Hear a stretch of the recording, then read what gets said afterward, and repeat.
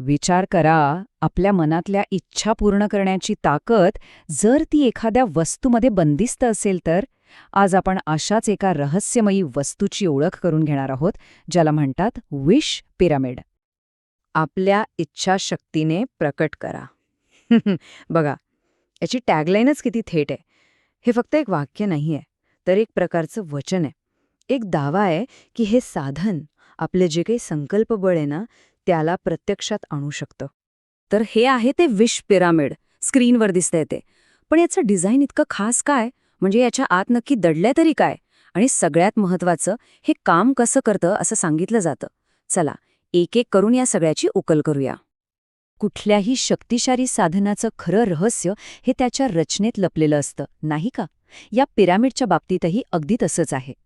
चला तर मग याच्या प्रत्येक भागाचं नेमकं काय महत्त्व आहे ते समजून घेऊया.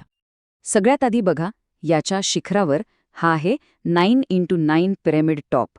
आता याला फक्त एक झाकण समजण्याची चूक करू नका, कारण स्रोतानुसार हेच या यंत्राचं मुख्य ऊर्जा केंद्र आहे. कशासाठी? तर इच्छाशक्तीला अनेक पटींनी वाढवण्यासाठीच हे बनवलं गेलं आहे. पण खरी रहस्य तर या टॉपच्या खाली दडलेली आहेत. यावरून साध्या दिसणाऱ्या रचनेच्या आत असं काय आहे जे इच्छा पूर्ण करण्याचं आश्वासन देतं? चला, हे झाकण उघडूनच पाहूया. आणि आतमध्ये आपल्याला दिसतात दोन खूप महत्वाचे घटक. एकदम मध्यभागी आहे कॉपर विश चेंबर. सोप्या भाषेत सांगायचं तर आपल्या इच्छेचं घर. आणि या घराभोवती कोरलं एक सुंदर अष्टदली कमळ. जणू काही ते त्याच्या इच्छेचं रक्षणच करते. आणि हो, हे कमळाचं डिझाईन काही उगाच नाहीये. याच्यामागे खूप खोल अर्थ आहे. याच्या ज्या 8 पाकड्या आहेत ना, त्या देवी लक्ष्मीचं प्रतीक मानल्या जातात. धन, समृद्धी आणि विपुलतेची देवता. म्हणजे काय, तर या डिझाईनमधूनच सकारात्मक ऊर्जेला आकर्षित करण्याचा एक प्रयत्न केला जातो. आता जरा याच्या बेसच्या खालच्या बाजूला पाहूया. ही बाजू सहसा कोणाला दिसत नाही. इथे काय आहे, तर एक प्री प्रोग्राम केलेला सोन्याचा चौरस. म्हणजे जणू काही यात आधीच एक विशेष ऊर्जा भरलेली आहे आणि त्याला साथ द्यायला 8 तांब्याचे त्रिकोण, जे ही ऊर्जा सर्व दिशांना पसरवायला मदत करतात, असंच सांगितलं जातं. तर मग आतापर्यंत आपण जे काही घटक पाहिले ते एकत्र कसे काम करतात? बघा, 9x9 पिरामिड टॉप, आतला तो तांब्याचा चेंबर, ते अष्टदली कमळ आणि खालच्या बाजूचं सोनं तांब्याचं सर्किट, हे सगळे भाग मिळून एक शक्तिशाली ऊर्जा क्षेत्र तयार करतात. आणि याचं वर्णन असं आहे की यात एकूण 9 पिरामिडची शक्ती एकवटलेली आहे. ठीक आहे, तर या पिरामिडची रचना तर आपण समजून घेतली. पण या शक्तिशाली साधनाचा वापर नक्की करायचा कसा? तर स्रोतानुसार यासाठी एक खास 7 पायऱ्यांचा विधी सांगितला आहे, जो आपण आता पाहणार आहोत.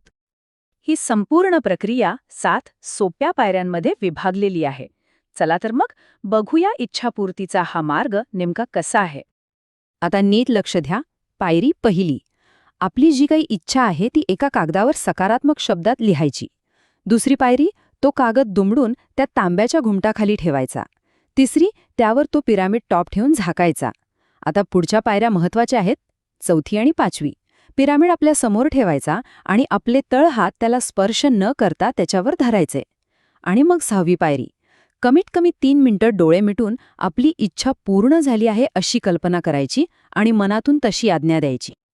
आणि शेवटची म्हणजे 7वी पायरी, ही आहे सातत्याची. उत्तम परिणामांसाठी ही प्रक्रिया दिवसातून कमीत कमी 2 वेळा तरी पुन्हा करावी असं सुचवलं गेलं आहे. कारण म्हणतात ना, इच्छाशक्तीलाही सरावाची गरज असतेच. तर आपण याची रचना पाहिली, तो विधीही पाहिला, पण या सगळ्याच्या मागे मूळ संकल्पना काय आहे? अगदी सोप्या भाषेत सांगायचं झालं तर आपल्या हेतूमध्ये, आपल्या इच्छेमध्ये ऊर्जा भरणं. म्हणजे बघा, या स्रोताच्या वर्णनानुसार विश पिरामिड हे मुळात एक साधन आहे. एक असं साधन जे वापरणाऱ्याच्या इच्छेला ऊर्जा देतं, तिला आणखी प्रबळ बनवतं आणि तिला एका उच्च शक्तीशी जोडून वास्तवात आणायला मदत करतं. याचाच अर्थ यातला प्रत्येक भाग, मग तो तांब्याचा घुमट असो किंवा ते कमळाचं चिन्ह, हे फक्त डिझाईन किंवा सजावट नाही, प्रत्येकाचं एक ठरलेलं काम आहे. आणि या सगळ्यांचा एकत्रित उद्देश फक्त एकच आहे, आपल्या मनातल्या अदृश्य इच्छांना दृश्य वास्तवात आणणं. आणि हे सगळं विश्लेषण आपल्याला एका मूलभूत प्रश्नावर आणून ठेवतं की कोणत्याही इच्छेला तिची खरी ताकद, तिचं खरं बळ कशामुळे मिळतं? आपल्या दृढ विचारांमधून की अशा एखाद्या साधनामधून की मग या दोन्ही गोष्टी जेव्हा एकत्र येतात त्यातून? खरंच विचार करण्यासारखा प्रश्न आहे.